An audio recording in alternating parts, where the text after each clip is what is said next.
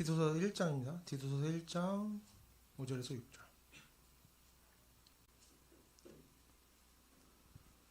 네, 같이 보겠습니다. 함께 읽을게요. 짧으니까. 디도서 1장 5절에서 6절입니다. 내가 너를 그레데에 남겨둔 이유는 남은 일을 정리하고 내가 명한 대로 각성의 장로들을 세우게 하려 함이니 책망할 것이 없고 한 해의 남편이며 방탕하다는 비난을 받거나 불순종하는 일이 없는 믿는 자녀를 둔 자라야 할지라. 아멘. 네, 손이 차서 이걸 좀 들고 있습니다. 이게 손이 너무 차면 방해되더라고. 네, 참고해 주시고. 네, 5절을 보겠습니다. 5절을 보면 너를 그레데에 남겨둔 이유는 이렇게 나옵니다. 누가 누구를, 사도 바울이 디도를 그레데에 남겨둔 이유가 뭐냐. 디모데전서에서도 사도 바울이 뭐라 그래요? 디모데에게 에베소에서 머물러 한 이유가 이렇다 설명을 해주죠. 비슷합니다. 그레데에서 왜 남겨놨겠어? 디도가 할 일이 있다는 거죠. 근데 어떤 일을 해야 되느냐? 어떤 일을 해야 돼요? 왜 남은 거예요? 먼저 뭐라고 나와요? 남은 일을 정리하라. 남은 일을 정리하라, 이런 표현이 나옵니다. 이거는 이제 헬라어로 보면 뭐가 남았냐, 뭐 하다가 남은 일이냐, 그런 게 아니라 헬라어로 보면 부족한 일을 바로 잡아라, 이런 식으로도 번역이 될 수 있는데, 뭔 얘기예요? 지금 교회 내부에서, 그레데 교회겠죠. 그레데 교회 내부에서 어떤 일이 문제가 있는 상태라는 거죠. 문제가 있다는 것. 그것을 바로 잡아야 한다라고 말하는 것으로 보입니다. 그게 어떤 문제냐? 남은 일을 정리하고 이렇게 돼 있는데, 어떤 문제냐, 어떤 문제인지는 나오지 않죠. 오늘 나오지 않기 때문에 넘어가고, 또 그 다음으로 또 할 일이 있어요. 남은 일을 정리하고 그 다음에 뭐 해라? 내가 명한 대로 장로들을 세우라, 이렇게 나오죠. 장로들을 세우는 일입니다. 각성의 장로들을 세우게 하려고 너를 남겨뒀다, 이렇게 나온 겁니다. 즉 지금 그레데 교회는 장로들이 세워져 있지 않아요. 그리고 그게 문제가 된다는 거죠. 사도 바울은 장로가 있지 않은 곳에는 장로를 세워야 한다, 이런 이야기를 하는 겁니다. 디모데 전서에서는 어떤 내용이 나왔어요? 장로가 없지는 않았어. 세웠죠. 근데 직분자들을 세웠어요. 장로도 세우고 집사도 세웠는데 잘못 세워진 직분자들 때문에 자격이 없는 사람들이 직분을 맡았다. 그래서 문제가 많이 일어나고 있었다라고 하면서 뭔 얘기가 나와요? 장로는, 집사는 이런 사람이 해야 된다. 장로의 자격, 집사의 자격은 이렇다라고 내용이 나왔었는데, 이제 디도서를 보면 뭐가 문제예요? 여기는 직분자가 없어. 뽑지를 않았어. 그러니까 교회 공동체에 뭐예요? 말씀을 가르치는 자가 있고 말씀을 듣고 배우는 사람이 있지만 나머지는 업무 분담이 안 돼 있는 거예요. 그냥 아무나 되는 대로 하고 있는 거죠. 네. 이런 상태도 뭐라고 하는 거예요? 문제가 있는 상태다라고 하는 겁니다. 네.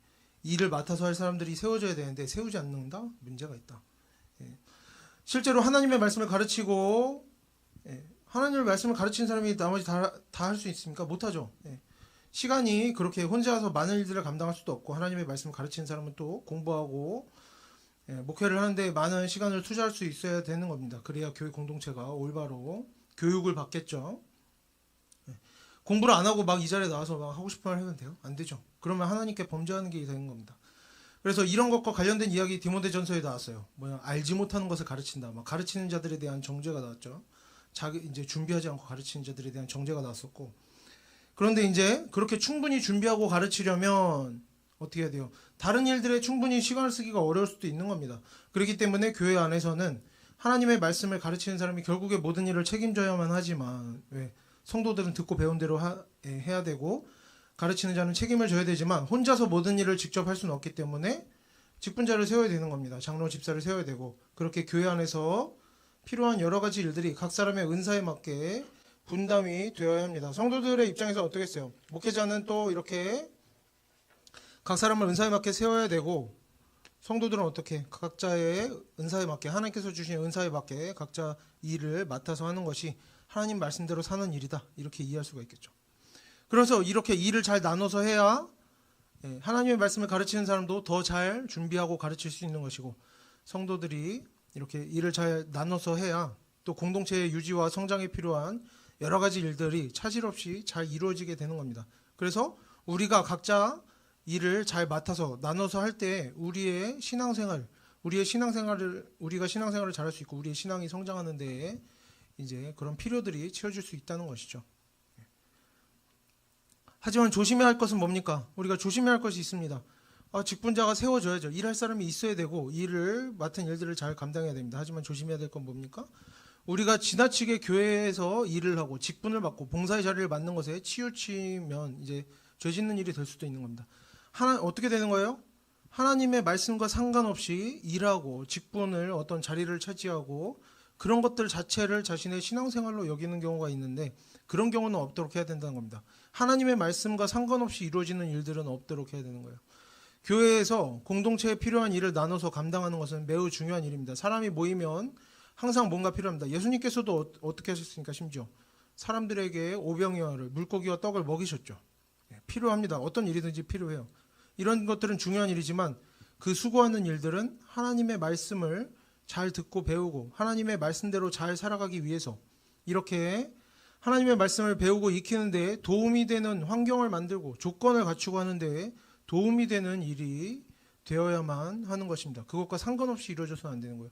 예수님께서 사람들을 먹이셨지만 어떻게 왜 먹이신 거예요? 사람들이 말씀을 듣고 배우는데 배고프고 지치니까 먹이신 거죠. 말씀을 듣고 배우고 하나님 말씀대로 사는 데 도움이 되는 일을 우리가 교회에서의 어떤 봉사와 직분의 자리로 생각을 해야 되는 겁니다. 어떤 경우에도 교회 일하는 것이 하나님의 말씀보다 중요하게 여겨지는 일이 있어서는 안 되는 것이죠. 하나님의 말씀을 전하고 듣고 배우고 하나님 말씀대로 사는 것보다 교회 일이, 교회 봉사가, 직분이 더 중요하게 여겨지는 일이 있어서는 안 되는 겁니다. 뭐 이런 경우들이 있죠. 뭐 일을 잘해야 되니까 내가 뭐 일을 맡았는데 어떤 일이 있는데 일을 잘해야 되니까 좋은 결과물을 만들어내야 되니까 하나님의 말씀에 이렇게 기록되어 있지만 무시하자. 이번에는 이렇게 하자. 하나님의 말씀과 상관없이 뭐 이렇게 하자는 태도나 실용성을 따지는 거죠. 하나님의 말씀보다 실용적인 것을 더 중요하게 여기는 그런 태도나 하나님의 말씀을 듣고 배우고 하나님의 말씀대로 사는 일에 도움되는 것과는 아무 상관없는 일에 우리의 재정과 시간과 에너지를 쏟는다거나 하는 일은 없도록 하는 것이 좋겠다 하는 겁니다. 물론 교회 안에서도 이런 것들도 있어요. 뭐 여가 활동을 하면 다 범죄냐 그런 것은 아니에요. 교회 안에서도 어느 정도 함께 여가 활동을 하고 하면서 함께 즐거운 시간을 보내는 것을 다 정지하려고 하는 것은 아닙니다.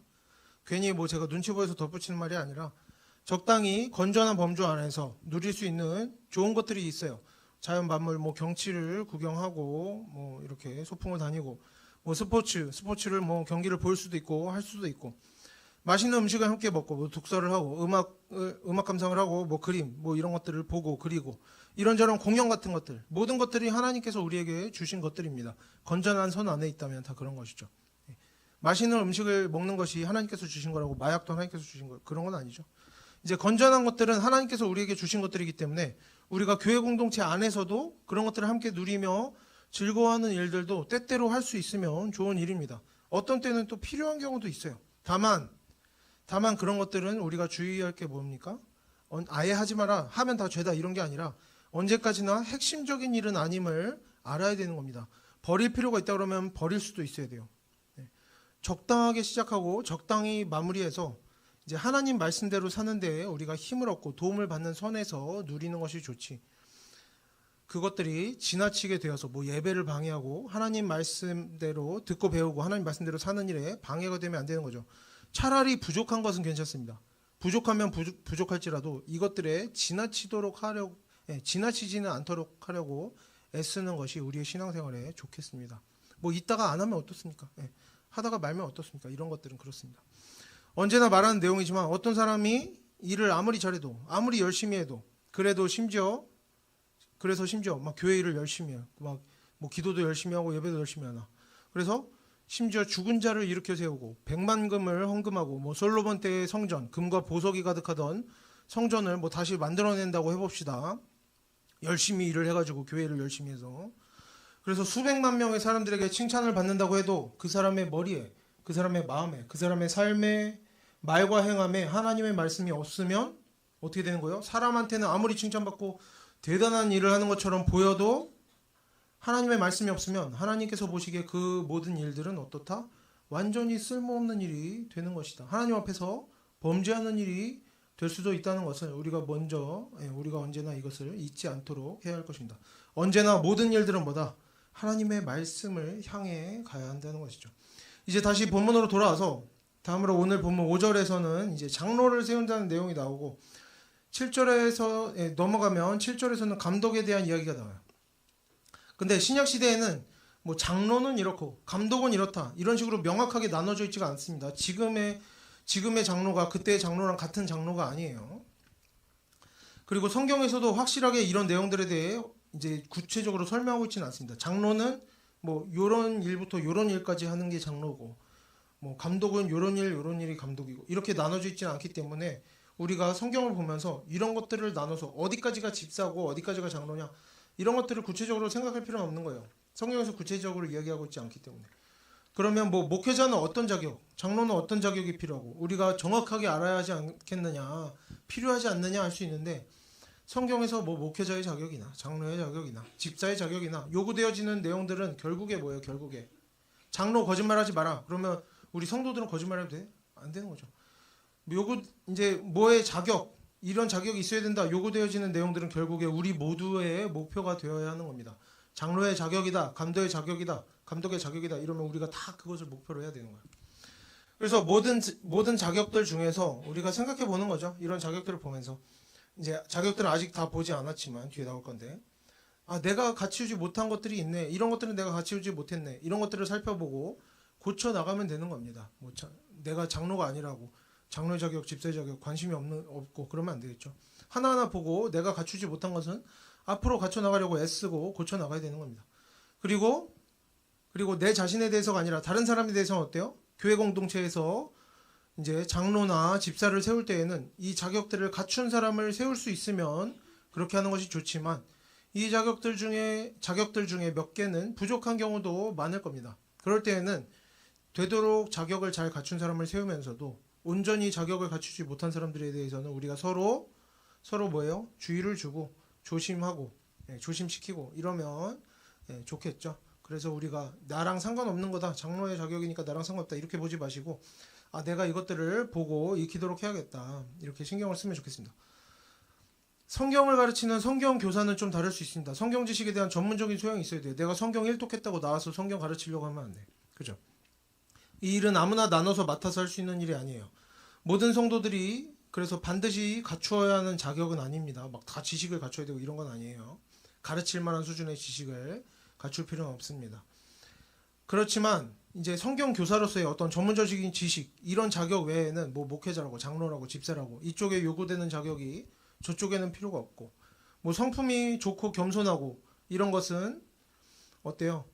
장로만 필요합니까? 그러지 않죠. 장로나 집사나 평신도나 모든 성도들이 다 갖추려고 애써야 되는 것들이에요. 다 필요한 덕목들이죠. 성품이 좋고 겸손하고 말과 행동을 조심하고 이런 것들은 누구나 다 해야 되는 거예요.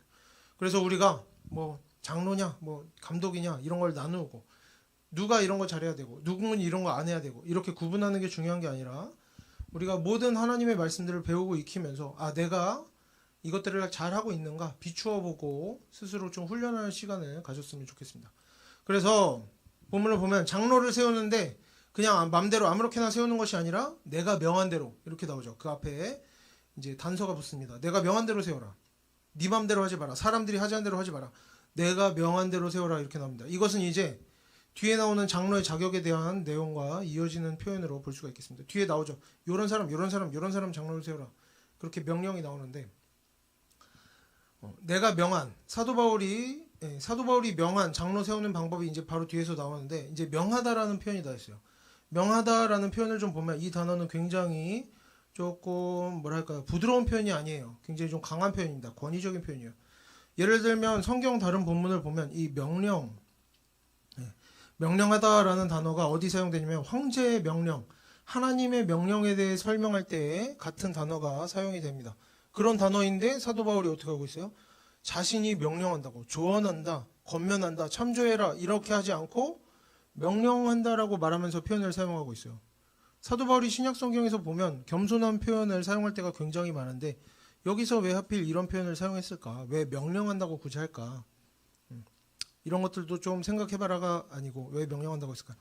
사도 바울이 지금 상황이 이런 겁니다. 그레데 교회에서 특히 이런 거죠. 사도 바울이 아무리 사람들에게 직분자의 자격에 대해서, 봉사자들의 자격에 대해서 그 내용과 중요성에 대해 반복해서 설명해도 계속해서 어떤 일이 있는 거예요. 교회 공동체 안에서 자격과 상관없이 아무나 직분자로, 지도자로 세우고 아무나 일을 맡기고 자격이 없는데, 그래서 아무나 일을 맡기니까 교회에서 어떻게 돼요? 계속 문제가 일어나는 겁니다. 계속 사건 사고가 일어나는 거예요. 이런 일들이 너무나 많으니까 지금 사도 바울이 강조하는 거죠. 강한 말로 주의를 주는 겁니다. 제발 절대로 내가 좀 시키는 대로 해라. 마음대로 좀 하지 마라. 아무나 뽑지 좀 말아라 제발. 자격을 갖춘 사람을 제발 뽑아달라. 이것만큼은 예외가 있어서는 안 된다. 마음대로 하지 마라. 말 좀 들어라. 정신 좀 차려라. 이런 정도로 강하게 주장하고 있다고 보면 되겠습니다. 그래서 사도 바울이 이러한 내용의 편지를 기록하고 또한 하나님께서 이러한 기록들이 어떻게 전해지도록 하신 거죠. 2000년이 지났는데 지금까지 전해지도록 하신 것에는 좀 의미가 있음을 우리가 기억했으면 좋겠습니다. 2000년이 지난 지금 교회 안에서도 마찬가지예요. 물론 좋은 직분자와 봉사자들, 좋은 지도자들이 너무나 많이 있지만 한편으로는 또 이런 문제도 있어요.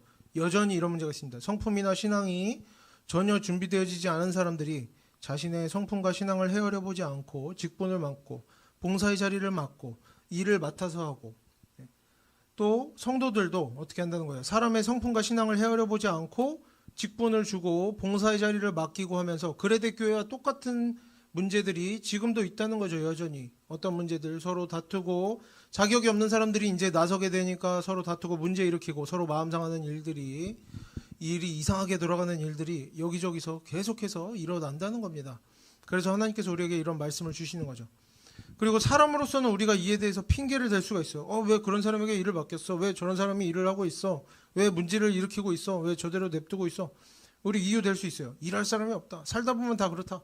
사람은 다 부족하다. 어쩔 수 없는 거 아니냐. 사람이 원래 그런 거 아니냐. 하지만 어떻게 해요? 바울이 뭐라 그런 거예요? 명령한다고 하는 거죠. 성경에서는 금지하고 있다는 겁니다. 직분자의 자격에 대해서 아주 세세하게 설명하고 있어요. 이런 것 저런 것 저런 것 저런 것 다 필요하다. 세세하게 설명하고 있기 때문에 우리가 이제는 우리가 앞으로 살아가면서 어때요? 내 자신도 그렇고 다른 사람도 그렇고 자격이 부족한데도 직분을 주는 사람이나 받는 사람이나 봉사의 일을 맡기는 사람이나 맡는 사람이나 없어야 한다는 겁니다. 다 책임을 진다는 거예요. 봉사의 일을 직분의 자리를 맡기는 사람이나 맡는 사람이나 다 책임이 있고 하나님 앞에서 불순종하는 일이 되고 범죄하는 일이 되는 것이고, 그런 일들이 하나님 앞에서 분명히 문제가 된다는 것을 우리가 알아야 할 것입니다. 그러니까 너무나 안타까운 거죠. 이런 것들을 다 하나님의 말씀과 상관없이 불순종하는 일을 하면서 살아가면서 우리가 이제 돌아서서는 이런 고민들을 하는 겁니다. 왜 내 삶이 이렇게 힘들까? 왜 이렇게 사는 게 힘들고 어려울까? 왜 내 신앙이 자라지 않을까? 하나님의 말씀에 불순종하고 있는데 어떻게 하나님의 함께하심이 있고 어떻게 신앙의 성장이 있겠습니까, 여러분?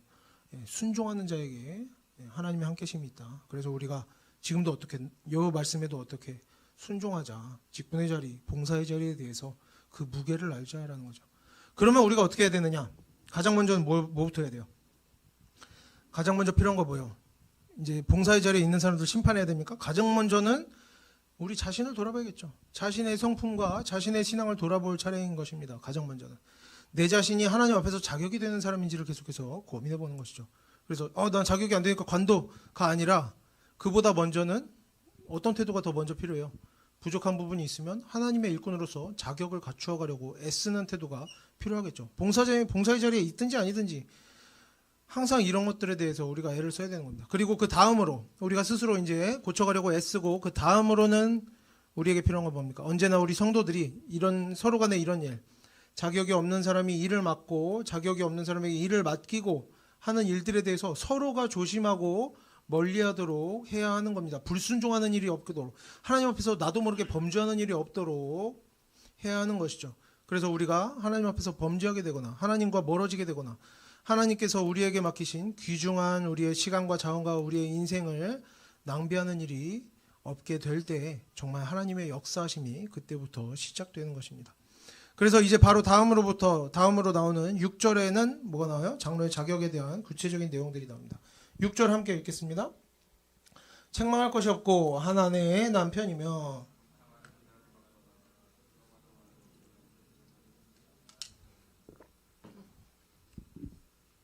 가장 먼저는 뭐라고 나와요? 책망할 것이 없어야 된다.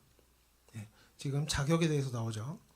책망할 것이 없다는 건 뭡니까? 책망할 것이 없다는 것은 6절 전체를 포함하는 일종의 주제라고 보면 되겠는데 그 뒤에는 이제 어떤 부분에서 어떤 식으로 책망할 것이 없어야 되는가 이렇게 내용이 나오는 거죠. 목록이 쭉. 그래서 뒤로 넘어가기 전에 이 책망할 것이 없어야 한다는 자격 요건부터 좀 생각을 해봤으면 좋겠어요. 장로의 자격 그리고 나아가 목회자, 직분자와 모든 성도들이 갖춰야 하는 자격으로 이 책망할 것이 없는 모습을 갖추는 것이 매우 중요하다 할 수가 있겠습니다. 우리 생각에는 어때요? 뭐 이런 것들 우리가 많이 생각합니다. 재주가 많고 내가 재주가 많다, 잘하는 게 많다, 장점이 많으니까 뭐 어떤 장점들, 내가 예배를 많이 드리니까, 헌금을 많이 하니까, 봉사 많이 하고, 교회 생활 열심히 하니까, 뭐 어떤 능력이 있고 지혜가 있고 뭐가 있으니까, 내가 재주가 많고 장점이 많으니까 어떤 생각하는 거야? 내가 좀 죄가 있더라도, 성품이 부족하더라도, 성경을 잘 모르더라도, 하나님 말씀에 순종하는 일에 관심이 없더라도, 악한 마음, 악한 생각, 나에게 악한 습관이 있고 주변 사람과 다투고 문제를 일으키더라도, 이런 것들은 어떻다? 사소하다, 괜찮다. 왜? 나는 장점이 많은 사람이니까, 재주가 있으니까, 봉사를 헌신적이니까. 우리가 이런 식의 판단을 하는 것이 하나님의 말씀에 순종하는 일이 아니라는 겁니다. 하나님의 말씀에 뭐라고 나와 있어요? 재주가 많은 사람 뽑아라가 아니라 뭐예요? 책망할 일이 없는 사람을 세워라, 이렇게 나오는 거죠.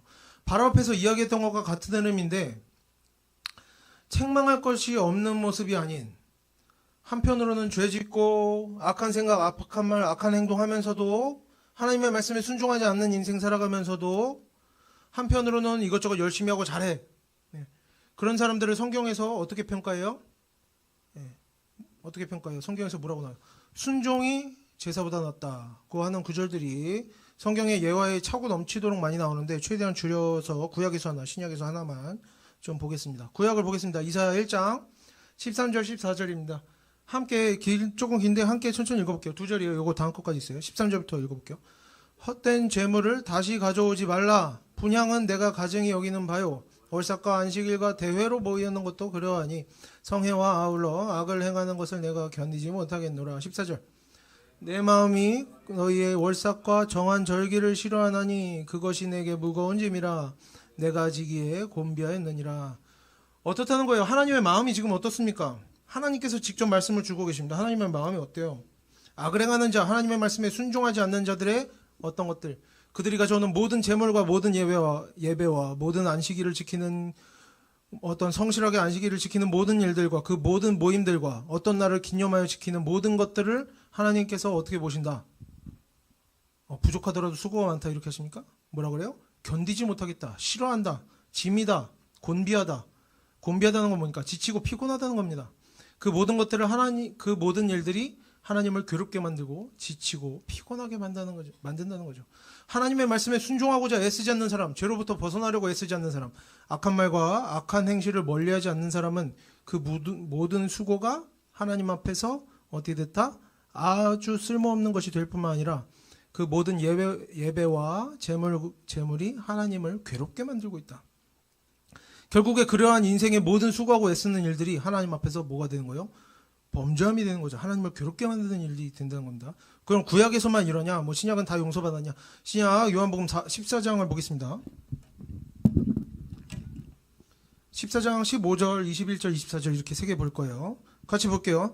너희가 나를 사랑하면 나의 계명을 지키리라. 21절. 없나요?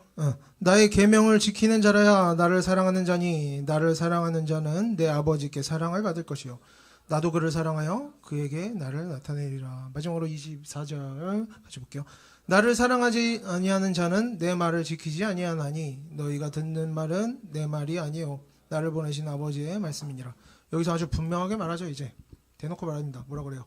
하나님의 말씀을 지키지 않는 자, 즉 선을 행하고 죄를 멀리하기를 애쓰는 그런 일을 하지 않는 사람은 어떤 사람이다? 예수 그리스도와 하나님을 사랑하지 않는 자다. 그래서 우리 성도들은 뭐부터 해야 돼요? 그 무엇보다도 먼저 책망할 것이 없는 자, 하나님의 말씀에 빗대어 봤을 때 책망할 것이 없는 자, 하나님의 말씀을 지키려고 애쓰는 자가 되어야 합니다. 그 다음에예요. 능력이 있냐 없냐, 재주가 있냐 없냐, 뭘 잘하냐 못하냐, 그거는 그 다음입니다. 하나님의 말씀에 순종하지 않고 자기 멋대로 살면서 수백 번 예배를 드리고 헌금으로 100만금을 드리고 엄청난 일을 해내는 사람보다 그런 것들이 아무것도 없어도, 가진 것이 없고 헌금으로 아무것도 드리는 것이 없고 지식과 능력이 부족하더라도 하나님 말씀 듣고 배우기를 애쓰고 하나님 말씀에 순종하려고 애쓰고 죄를 멀리하는 자를 하나님께서 기뻐하신다는 겁니다. 그리고 하나님 말씀대로 살면 어떻겠어요? 결국에 그런 자들에게 하나님께서 지혜도 주시고 지식도 주시고 능력도 주시고 재물도 주시고 다 주시는 겁니다. 하나님 말씀대로 살려고 애쓰는 자에게 하나님의 말씀대로 살고 하나님의 일을 할 수 있게 만들어 주시는 거예요.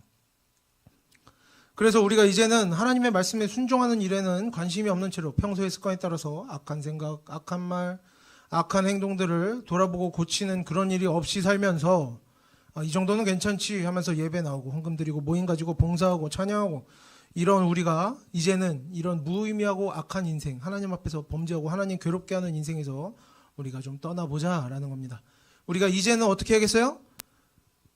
정말 하나님의 말씀대로 살기를 애쓰면서 책망할 것이 없는 인생을 살아가려고 애쓰면서 뭘 잘하려고 그런 것보다 먼저 하나님의 말씀에 순종하는 인생 살아가려고 하면서 그럴 때 우리의 삶의 모든 순간이 하나님께 드려지는 하나님께서 기뻐 받으실 만한 예배가 되도록 우리가 드리는 것이 하나님께서 기뻐 받으실 만한 제물이 되도록 우리가 그러한 하나님의 자녀들이 되기를 바랍니다. 두 번째 조건 뭐예요? 두 번째로 이렇게 나오죠. 하나님의 남편이며 이렇게 나옵니다. 이것은 뭐 결혼을 해야 장로를 할 수 있다, 자격이 있다 이런 건 아닙니다. 디모데 전서에서도 다른 내용인데 미혼이면 미혼으로서 지켜야 할 태도가 있는 것이고 만약에 결혼을 한 사람이면 어떻게 해야 된다? 간음을 해서는 안 된다는 겁니다. 성도는 한 아내의 남편으로 한 남편의 아내로 그 인생이 하나님 앞에서 정결하고 거룩한 모습으로 잘 지켜져야 한다는 것이죠. 다음으로는 어떤 내용이 나와요? 방탕하다는 비난을 받는 일이 없어야 된다. 비슷한 내용이 또 나오죠. 비난을 받는 일이 없어야 돼요. 방탕하다는 비난을 받는 일이 없어야 한다. 여기서부터는 이런 자녀를 가져야 한다는 내용 다음에 오는 자녀들의 이제 덕목에 대해서 나오는 겁니다. 자녀들이 어때야 된다? 방탕하다는 비난을 받는 일이 없는 자녀가 있어야 된다. 뭐 이런 내용이에요. 뭐 성경 읽어보면 알 수 있습니다. 뭐 이렇게 이야기하면 좀 복잡할 수 있는데 뭐 자녀의 덕목이다 이런 게 중요한 건 아니에요. 우리가 마찬가지입니다. 다 어떤 것은 내 본인의 문제고 어떤 것은 자녀의 문제다 이렇게 구분할 필요는 없어요. 우리 성도들 자신이 어때야 된다? 방탕하다는 비난을 받는 일이 없어야 된다 이렇게 이해하고 적용하면 됩니다. 복잡하게 갈 필요 없어요. 그래서 방탕하다는 표현은 여기서 본문에서는 그렇지 않지만 이제 다른 성경을 본문을 보면 무슨 뜻이냐? 술과 관련돼서 자주 등장합니다. 술이 절제가 되지 않으면 어떻게 돼요? 취하게 되죠. 사고치고 문제가 생기게 됩니다. 그래서 이런 술의 속성이 방탕하다라는 단어와 같이 성경에서 자주 나와요. 그래서 지금 본문에 나오는 방탕하다는 것은 이제 꼭 술과 연관되진 않아도 그 성품이 그리고 그 생활이 절제가 되지 않는 태도를 말하는 것으로 이해하면 좋겠습니다. 이 방탕함은 지금 본문에 나오는 방탕함은 꼭 술을 이제 취하도록 중독적으로 마시고 사고치고 그것만 의미하는 건 아니에요. 그것도 포함하지만 그것만 의미하는 건 아닙니다. 또 술을 마시지 않더라도 난 술을 마시지 않으니까 방탕하지 않은 사람이요? 그렇게 하면 안 된다는 거예요. 그 이상의 것들을 포함하고 있어요. 방탕하다는 건 뭐냐? 말이나 행동에 절제가 없는, 감정적으로 절제가 안 된다던가, 다른 것을 술이 아니라도 다른 것을 지나치게 중독적으로 해서 절제를 못한다던가, 생활에 문제가 생길 정도로 한다던가 하면 안 되겠고, 그래서 결국에 보다 방탕하다는 비난을 받는 일이 없어야 한다는 겁니다. 절제할 줄 아는 사람이 되어야 된다는 거죠. 그리고 여기서 이제 비난을 받는다라는 표현이 나오는데 비난을 받는다는 것은 우리가 다른 사람 비난할 때 어때요? 여기서 비난을 받는다는 것은 이런 의미예요. 이것저것 다 자세히 따져보고 너 이거 왜 그랬어? 저거 왜 그랬어? 이유를 다 살펴보니까 방탕한 사람이 아니더라 하기 전에 이런 것이 비난에 이런 사람은 비난을 받지 않는다 이런 게 아니에요. 이렇게 따져보고 알아보기 전에 누군가 다른 성도나 다른 믿음 없는 사람들이 대강 주변에서 봤을 때 멀리서 봤을 때 저 사람은 절제가 안 되는 것 같다. 방탕한 것 같다. 왠지 모양새나 말하는 모양이나 행동하는 모양새가 문제가 있는 것 같다. 이런 의심을 사는 것 자체가 이런 의심을 사는 일 자체를 포함하는 게 비난을 받는다라는 표현입니다. 그래서 성도들은 어떻게 해요? 방탕하다는 비난을 받는 일이 없어야 된다는 거예요. 오해조차 사면 안 된다는 거예요. 이 비난을 받는 일이 없어야 한다는 것은 앞에서 나온 책망할 것이 없어야 한다는 것과 비슷한데 좀 더 까다로운 기준인 거죠. 어떤 거예요? 이 비난을 받는 일이 없어야 한다는 것은 남들 보기에는 문제가 있어 보일지라도 나는 어때? 다 이유가 있어. 이런 이유로 이런저런 이유로 어쩔 수가 없었던 거야. 나는 할 일을 한 거야. 나는 원래는 괜찮은 사람이야. 저 사람들이 안 좋게 보더라도 나는 괜찮은 사람이고. 그래서 사람들에게 변명하고 이유를 설명하고 다 이유가 설명되어지고 나면 좀 괜찮아 보이기도 하고 이러면 어떻다? 괜찮다? 아니죠. 이미 문제가 있다는 겁니다. 자꾸 설명하고 변명해야 돼? 사람들의 시선에 문제가 있어? 자꾸 나를 이상하게 봐? 그럼 이미 문제가 있는 겁니다. 다 설명하고 변명해야만 괜찮아지는 그런 모습으로 살지 말라는 거예요. 다른 사람들이 대강 보기에도 사정을 모르고 그냥 보기에도 굳이 어떤 이유나 과정을 따지고 설명하지 않더라도 어때야 된다? 우리의 모습이 대체적으로 사람 보기에 괜찮아 보여야 한다는 것입니다. 그러니까 100점처럼 보이고 싶으면 120점, 150점의 삶을 살라는 거예요. 그 이상으로 살아가라는 거죠. 하나님을 위해서 우리가 못할 것이 무엇입니까? 하나님과 함께하기 위해서 못할 것이 무엇입니까? 내가 조금 그래도 놀고 싶은 거 놀아야 되고 막 이렇게 좀 마음대로 하고 싶은 거 마음대로 해야 됩니까? 예. 하나님의 말씀대로 사는 게 중요한 거죠. 그래서 우리가 이런 교훈에 따라서 우리는 만약에 내가 본래 나쁜 사람이 아니야. 나는 나쁜 게 전혀 없어. 그런데 자꾸 다른 사람들에게 말과 행실에 있어서 좀 한 번씩 안 좋은 평가를 받고 의심을 사고 오해를 받고 하는 일들이 이렇게 반복해서 나타난다면 우리가 어떻게 해야 돼요? 맨날 그냥 억울하다. 난 사실 괜찮은 사람이야. 이런 이유가 저런 이유가 있었어. 어쩔 수 없었어. 나는 할 일을 한 거야. 저 사람들이 그냥 멀리서 보니까 그래 오해하고 모함하는 거야. 이건 이래서 저래서 이유가 있었다. 계속해서 온갖 것들을 설명하고 변명하면서 자신이 변화되어지려고 하지 않고 지금 있는 모습 그대로 만족하고 난 잘하고 있다라고 하면서 사는 그런 태도 우리가 어떻게 해야 돼요? 이제 버려야겠죠. 버려야 되는 겁니다. 우리가 지금 주변 사람들에게 자꾸 의심을 사고 오해를 받고 안 좋게 보여지고 평가되어지고 있다면 모든 면이 그렇진 않겠죠. 우리 각각의 어떤 그런 부분들이 있습니다. 오해가 되어지는 부분들이 있을 수 있어요. 그렇게 평가되어진다면 오해를 받는다면 어떤 면에서든 우리가 생각을 해보는 겁니다. 내가 어떻게 고쳐야 될까? 내가 어떤 것을 더 잘해야 이런 오해들이 없어질까? 이런 것들을 고민하고 부족한 부분을 찾아서 고치면서 의심도 사지 않도록 의심을 사고 오해받고 변명하고 설명하고 해야 되는 일조차 없도록 만들려고 애써야 하는 것입니다. 내가 지금 100점의 삶을 살고 있는데 자꾸 오해받으니까 120점, 150점, 200점의 삶을 살으라는 거예요. 오해가 없도록 될 때까지. 그래서 이러한 내용들이 비난을 받는 일이 없도록 해야 한다는 이런 내용들이 하나님께서 우리 성도들에게 요구하시는 하나님의 일을 할 만한 자로서의 자격인 것입니다. 이런 사람에게 직분을 맡기고 이런 사람이 봉사의 자리를 해야 된다.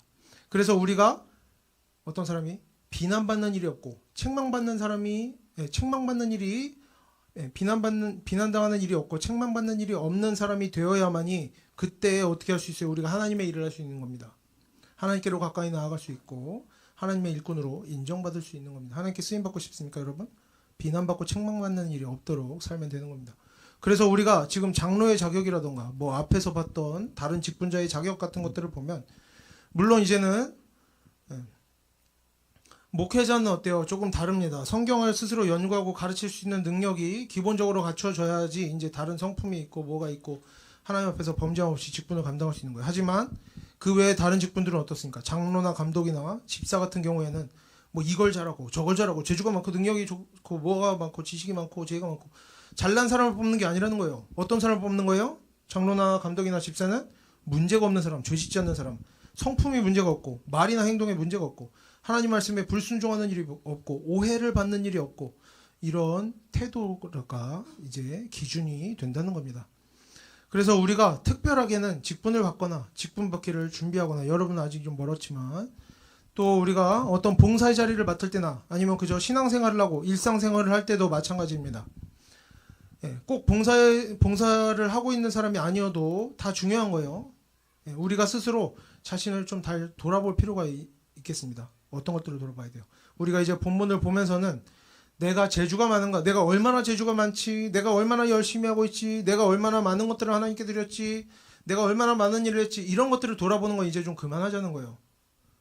아무 쓸모없는 일이 되어버리는 이런 일들을 그만하고 뭘 돌아보자. 나에게 죄가 있지는 않은가? 내가 정말 하나님의 말씀에 일치하는 하나님의 말씀에 순종하는 인생을 살고 있는가? 나에게 그렇지 못한 부분이 무엇이 있는가? 내가 어떤 부분에서 하나님께 불순종하고 있는가? 또 어떤 것들 비난받는 일이 없어야 된다. 나 스스로만 나를 좋게 여기고 있는가? 아니면 주변 사람들이 보기에도 내가 정말 하나님 말씀대로 살고 있는가? 주변 사람들이 보기에 내가 하나님께 인정받는 사람인가? 그래서 실제로 나에게서 하나님께서 기뻐하실 만한 열매들이 나타나고 있는가? 이런 것들을 우리가 좀 생각해 봤으면 좋겠다는 겁니다. 그래서 이제 우리가 오늘 중요한 게 뭐예요? 내가 재주 많고 뭔가 잘하고 뭔가 많이 하고 이런 사람이 되려고 하는 것이 중요한 게 아니라는 겁니다. 더 중요한 건 뭐예요? 책망할 것이 없는 사람이 되자. 비난받는 일이 없는 사람이 되자.